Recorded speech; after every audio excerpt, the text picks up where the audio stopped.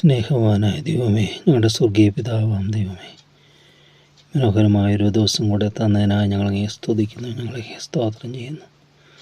തിരുസന്നിധിയിലേക്ക് ഞങ്ങൾ അടുത്ത് വരുമ്പോഴെല്ലാം തിരുക്കൃപ ഞങ്ങളുടെ മേൽ പകരണമേ. ഞങ്ങൾ ഞങ്ങളുടെ നീതിയിലല്ല, അവിടെ നൽകുന്ന കൃപയിലും കരുണയിലും നീതിയിലും ആശ്രയിച്ചുകൊണ്ട് നിൻ്റെ സന്നിധിയിലേക്ക് അടുത്ത് വരുന്നു.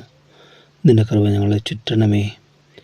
പുത്രൻ മുഖാന്തരം ഞങ്ങൾ വീണ്ടെടുത്ത അവിടുത്തെ സ്നേഹത്തിനായി സ്തുതി. പുത്രൻ്റെ രക്തത്താൽ ഞങ്ങളെ കഴുകുകയും വിശുദ്ധീകരിക്കുകയും ചെയ്യണമേ. അവിടുത്തെ ആത്മാവിനാൽ തിരുഹിതമെന്ന് തിരിച്ചറിഞ്ഞ് തിരുവിഷ്ടം ചെയ്യുവാൻ നിവർത്തിപ്പാൻ കൊണ്ട് ഞങ്ങളെ അവിടുന്ന് പ്രാപ്തരാക്കണമേ എന്ന് ഞങ്ങൾ നിന്നോട് അപേക്ഷിക്കുന്നു, യാചിക്കുന്നു. പുത്രൻ്റെ നാമത്തിൽ അപേക്ഷിക്കുന്ന കൃപയോടെ കേൾക്കണം സ്വർഗീയപിതാവേ, ആമീൻ.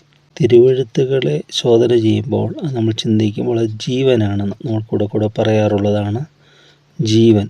ജീവനാണ്. ജീവനെ കുറിച്ചുള്ള വ്യാഖ്യാനം ജീവൻ മനുഷ്യരുടെ വെളിച്ചമായിരുന്നു എന്ന് കാണുന്നുണ്ട്. ജീവൻ മനുഷ്യരുടെ വെളിച്ചമായിരുന്നു. അപ്പോൾ ജീവന് കൊടുക്കാവുന്ന മറ്റൊരു ട്രാൻസ്ലേഷൻ വെളിച്ചമെന്നാണ്. അപ്പോൾ നമ്മുടെ വഴികളിൽ പ്രകാശമായിട്ട് വരും. ജീവൻ നമുക്ക്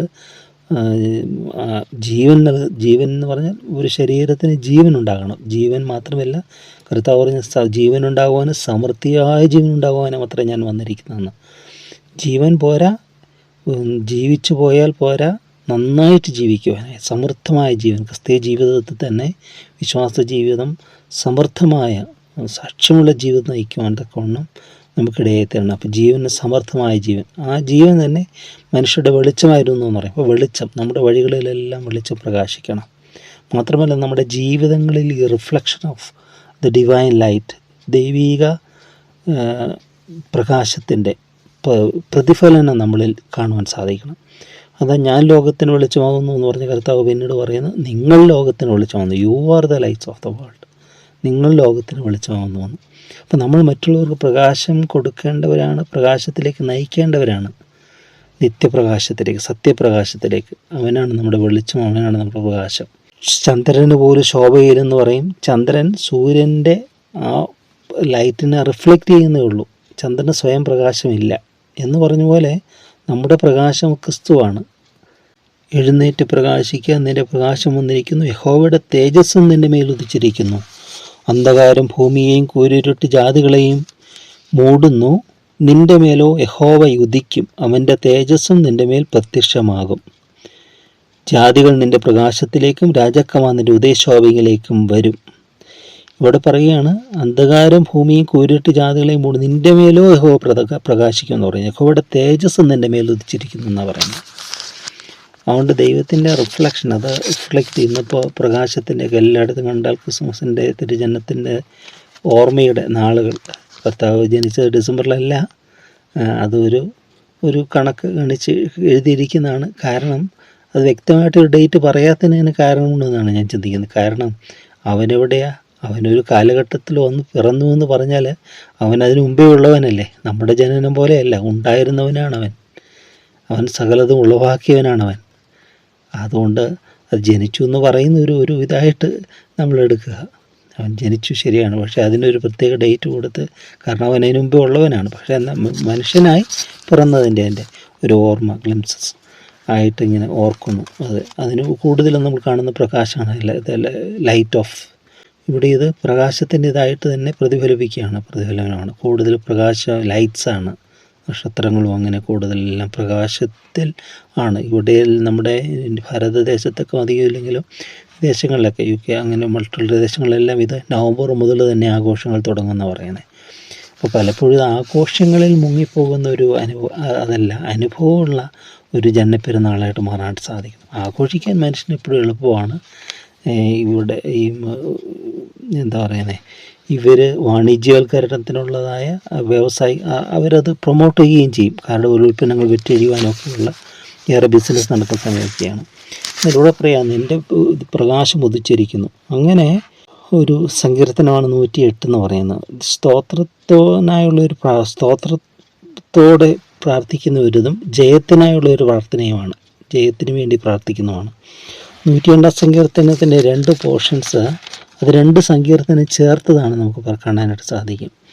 അതായത് 57-ാമത്തെ സങ്കീർത്തനം 7-ാം വാക്യം മുതലുള്ള വാക്യങ്ങളും പിന്നെ 60-ാം സങ്കീർത്തനം അതിന് 5-ാമത്തെ വാക്യം മുതലുമുള്ള വാക്യങ്ങളുമാണ് ആ ഭാഗങ്ങൾ ചേർത്തതാണ് 108 എന്ന് പറയുന്നത്.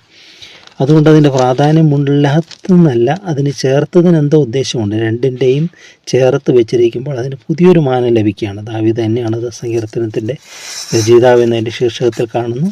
ഇവിടെ പറയുകയാണ്, ദൈവമേ എൻ്റെ മനസ്സുറച്ചിരിക്കുന്നു, ഞാൻ പാടും, എൻ്റെ മനം കൊണ്ട് ഞാൻ കീർത്തനം പാടും. വീണയും കിന്നരവുമായുള്ളവരെ ഉണരുവീൻ, ഞാൻ അതികാലത്തെ ഉണരും.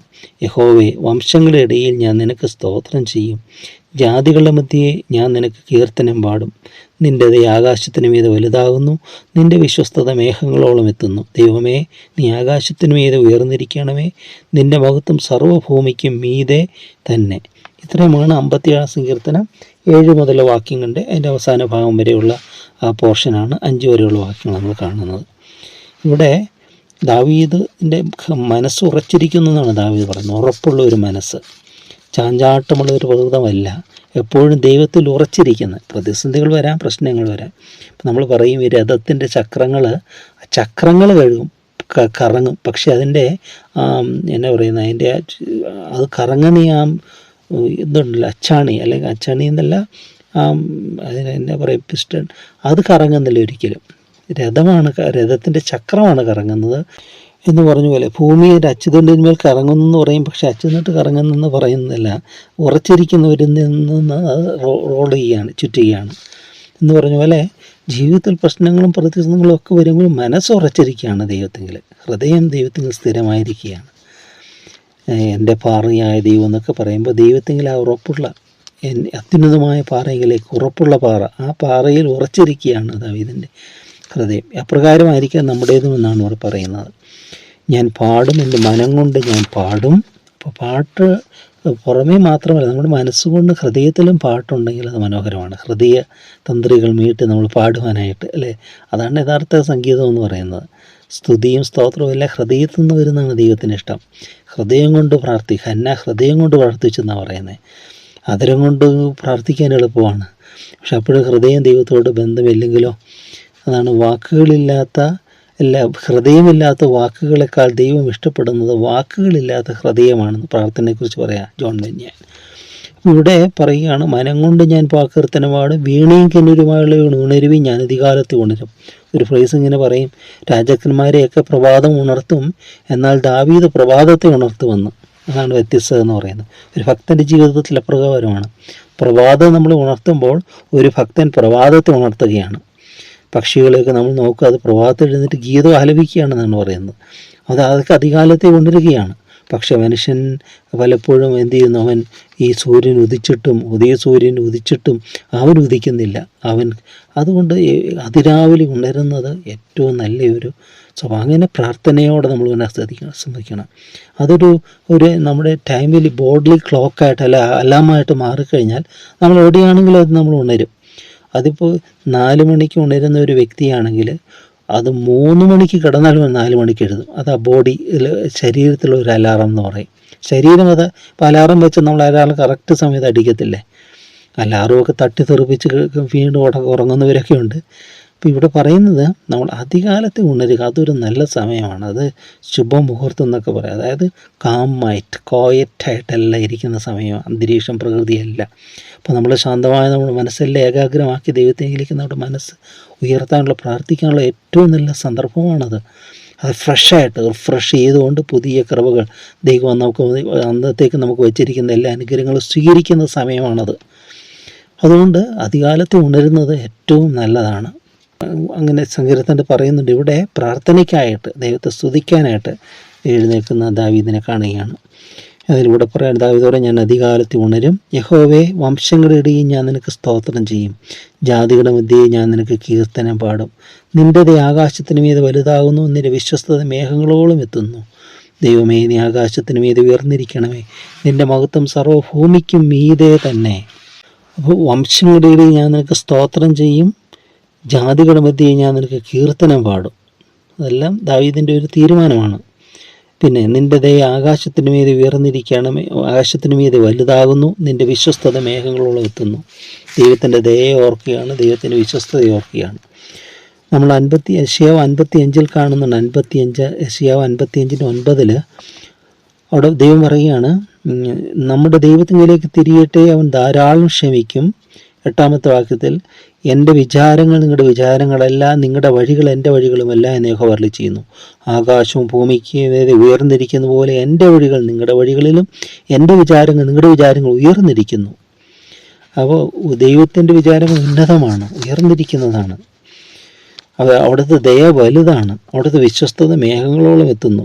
തുടർന്ന് ദാവീദ് പറഞ്ഞു, നീ ദൈവമേ, നീ ആകാശത്തിന് മീതെ ഉയർന്നിരിക്കുക, നിൻ്റെ മഹത്വം സർവ്വഭൂമിക്കും മീതെ തന്നെ. ദൈവമഹത്വത്തിന് വേണ്ടി വാഞ്ചിക്കുന്ന, ദൈവമഹത്വം ദർശിക്കുന്ന ഒരു ഭക്തൻ, അത് ലോകം മുഴുവൻ അത് നിറഞ്ഞിരിക്കണമെന്ന് ആഗ്രഹിക്കുന്ന ഭക്തൻ, ദൈവത്തിൻ്റെ മഹത്വം, പ്രഭാതങ്ങൾ ദൈവത്തിൻ്റെ മഹത്വം കാണുമെന്ന് പറയുന്നുണ്ട് അല്ലേ? കർത്താവ് പറയുന്നത്, വിശ്വസിച്ചാൽ ദൈവത്തിൻ്റെ മഹത്വം കാണും. ആ മഹത്വം നമ്മുടെ ജീവിതത്തിൽ കാണാറുണ്ടോ? ദൈവമഹത്വം. അത് നമ്മൾ പ്രാർത്ഥിക്കണമെന്ന്. കർത്താവേ, നിൻ്റെ മഹത്വം എൻ്റെ ജീവിതത്തിൽ കാണാൻ. കാനാവിലെ കല്യാണത്തിൽ ദൈവം വെള്ളത്തെ വീഞ്ഞാക്കി മാറ്റി തൻ്റെ മഹത്വം വെളിപ്പെടുത്തി എന്നാണ് പറയുന്നത്. ദൈവം തൻ്റെ മഹത്വം വെളിപ്പെടുത്തുന്ന ഒരു അനുഭവമാക്കി നമ്മുടെ ജീവിതത്തിൽ ഓരോ പ്രതിസന്ധികൾ മാറണം, ആവശ്യങ്ങൾ മാറണം, പ്രാർത്ഥനകൾ മാറണം. അപ്പോൾ അതിനൊക്കെ ഉത്തരം ലഭിക്കുമ്പോൾ തൻ്റെ മഹത്വമാണ് നമ്മളിൽ വെളിപ്പെടുന്നത്. ലാസറിൻ്റെ കല്ലറയ്ക്കൽ അവിടെ ചെന്നിട്ടാണ് മറിയോടുള്ള സംഭാഷണത്തല്ല കർത്താവ് പറയുന്നത്. മറിയോട് പറയാണ്, വിശ്വസിച്ചാൽ ദൈവത്തിൻ്റെ മഹത്വം കാണും. അപ്പോൾ നമ്മൾ വിശ്വസിച്ചാൽ ദൈവത്തിൻ്റെ മഹത്വം ദർശിക്കാൻ പറ്റും. ആ മൃതമായി പോയ മൃതശരീരത്തിനെ ജീവൻ പകർന്ന് ലാസർ ഉയർക്കുകയാണ്. 4 ദിവസം നാറ്റം വെച്ച് അഴുകിപ്പോയ ആ ശവശരീരം, ആ മൃതമായി തീർന്ന ശരീരം അത് ഉയർക്കുകയാണ്. പുനരുത്ഥാനത്തിൻ്റെ ശക്തി, ഉയർപ്പിൻ്റെ ശക്തി, ജീവൻ, യേശുവാണ് ജീവൻ എന്ന് പറയുന്നത്. ആ ജീവൻ്റെ സമൃദ്ധി അവനിലേക്ക് പകർന്ന് ജീവിക്കുകയാണ്. ലാസറേ പുറത്തു വരിക എന്ന് പറഞ്ഞ് അവൻ കെട്ടപ്പെട്ടവൻ, അവന് ജീവനുള്ളവനായി പുറത്തു വരിക, അവൻ്റെ കെട്ടുകൾ അഴിപ്പിക്കുകയാണ് എന്ന് പറഞ്ഞ പോലെ നമ്മുടെ ജീവിതത്തിൽ ഓരോ പ്രതിസന്ധികളും വിശ്വസിച്ചാൽ നമുക്ക് ദൈവത്തിൻ്റെ മഹത്വം കാണാം. അങ്ങനെയുള്ളൊരു വിശ്വാസം ദൈവം നമുക്ക് വർദ്ധിപ്പിക്കട്ടെ. കർത്താവേ, ഞങ്ങളുടെ വിശ്വാസം വർദ്ധിപ്പിക്കണം. ഞങ്ങളുടെ ഓരോ ജീവിതത്തിലും ഓരോന്നിലും ദൈവത്തിൻ്റെ മഹത്വത്തെ കാണാം. ദൈവമഹത്വം കണ്ടാൽ നമ്മൾ ദൈവത്തെ സ്തുതിക്കും. അതാണ് ദൈവസ്തുതിയുടെ ആഴമെന്ന് പറയുന്നത്. ദൈവത്തെ സ്തുതിക്കാനായിട്ട്, ദൈവത്തിൻ്റെ മഹത്വം ദർശിപ്പാനായിട്ട് ദൈവം നമ്മളെ ഇടയാക്കി തീർക്കട്ടെ. അതുകൊണ്ട് ഈ ദാവീദിൻ്റെ ഈ തീരുമാനം പോലെ തന്നെ ഞാൻ അധികാലത്ത് ഉണരും, ഞാൻ ദൈവത്തിന് പാട്ടുപാടും, കീർത്തന ചെയ്യുമെന്നൊക്കെ ഒരു രാജാവല്ലേ പറയുന്നത്. രാജാവിൻ്റെ അത്ര സമയം തിരക്കൊന്നും മനുഷ്യർക്കില്ലല്ലോ, അത്ര ബേർഡൻ, ഒരു രാജ്യത്തിന് മുഴുവൻ ചുമതല ഉത്തരവാദിത്വം ഇല്ലാത്ത മനുഷ്യർ, അവർ പറയും അതിന് അവരെക്കാൾ തിരക്കാണെന്ന് പറയും. ചിന്തിക്കുക, ദാവീദിൻ്റെ ജീവിതത്തെ ദൈവം അനുഗ്രഹിച്ചു. എത്രയോ രാജാക്കന്മാർ കടന്നുപോയി. ഇതില്ല. ഇന്നും ഈ ക്രിസ്മസിൻ്റെ നാളിൽ കണ്ടോ, ദാവീദ് പുത്രൻ ഹോശന്ന, ദാവീദിൻ്റെ സിംഹാസനത്തിൽ വരുന്നവൻ വാഴ്ത്തപ്പെട്ടവൻ എന്ന് പറഞ്ഞ ആ ദാവീദിൻ്റെ പേര് ഇന്നും വിസ്മൃതമായിരിക്കണം, മാഞ്ഞു പോയിട്ടില്ല. അത് ദൈവത്തെ ഓർക്കുന്നവരെ ദൈവം ഓർക്കുക. എന്നെ വിട്ടു പോകുന്നവരെ ഞാൻ മണ്ണിൽ എഴുതി വെക്കുമെന്ന് പറഞ്ഞ് അവർ വിസ്മരിക്കപ്പെട്ടു പോകും. എന്നാൽ നമ്മൾ ദൈവത്തെ ഓർത്താലോ ദൈവം നമ്മളെ എന്നേക്കും ഓർക്കും. നമ്മൾ മറ്റുള്ളവർക്ക് സാക്ഷ്യമായി മാറും. നമ്മുടെ ജീവിതങ്ങളെ തലമുറകളിലേക്ക്, ഇനി എത്ര തലമുറ നമുക്കറിയില്ല, ഉണ്ടെങ്കിൽ അതെല്ലാം ദൈവമഹത്വത്തിന് വേണ്ടി ഉപയോഗപ്പെടുവാൻ ഇടയാക്കി തീർക്കും. മറ്റുള്ളവർ മുമ്പ് സാക്ഷ്യമായിട്ട് മാറും. അപ്രകാരമുള്ള ഒരു ജീവിതത്തിനായിട്ട് നമുക്ക് ദൈവത്തെ തന്നെ നമ്മളെ തന്നെ സമർപ്പിക്കാം. നന്ദിയോടെ ഞങ്ങളങ്ങേ സ്തുതിക്കുന്നു.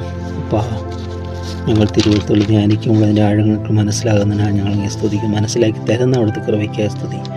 ദാവീദിനെ പോലെ ഒരു ഉറച്ച മനസ്സ് ഞങ്ങൾക്ക് എപ്പോഴും ഉണ്ടായിരിക്കണമേ. ആ ഉറച്ച മനം കൊണ്ട് പാടുവാൻ, കീർത്തനം ചെയ്യുവാൻ, ഹൃദയപൂർവ്വം ദൈവത്തെ സ്തുതിക്കുവാൻ ഞങ്ങളോട് സഹായിക്കണമേ. ഞങ്ങൾ അധികാലത്ത് ഉണരുന്നവരും കർത്താവിൽ നിന്ന് കൃപ പ്രാപിച്ച് ഓരോ ദിവസവും പുതുതായി തുടങ്ങുന്നവരുമായിരിക്കാൻ ഞങ്ങൾ ഉണർത്തുന്ന അവിടുത്തെ പരിശുദ്ധാത്മാവിൻ്റെ ശക്തിയും സ്വർഗദൂതന്മാർ ഞങ്ങൾ ഉണർത്തണമേ എന്ന് പ്രാർത്ഥിക്കുന്നു. നിന്നെ സ്തുതിപ്പാൻ ഞങ്ങളെ പ്രാപ്തരാക്കണമേ. നിൻ്റെ ദയ ആകാശത്തിന് മീതെ വലുതാണല്ലോ, നിൻ്റെ വിശ്വസ്തത മേഘങ്ങളോളം എത്തുന്നതായതുകൊണ്ട് ഞങ്ങളങ്ങേ സ്തുതിക്കുന്നു. കർത്താവേ, നിൻ്റെ മഹത്വം ഓരോന്നിലും ദർശിപ്പാൻ ഞങ്ങളുടെ വിശ്വാസം വർദ്ധിപ്പിക്കണമേ. വിശ്വസിച്ചാൽ ദൈവത്തിൻ്റെ മഹത്വം കാണുന്നതിലൂടെ ഞങ്ങൾ പ്രാർത്ഥിക്കും. എല്ലാ നന്മ നിറയ്ക്കുന്ന മഹത്വത്തോടൊന്ന് മാത്രം എടുക്കണം. നാമം തന്നെ ആമേൻ. നാൾതോറും താൻ ചെയ്തവയാം നന്മകൾക്കായി സ്തുതി പാടാം. ഇമ്മാനുവേലായവനാം പൊന്നേശുവിൻ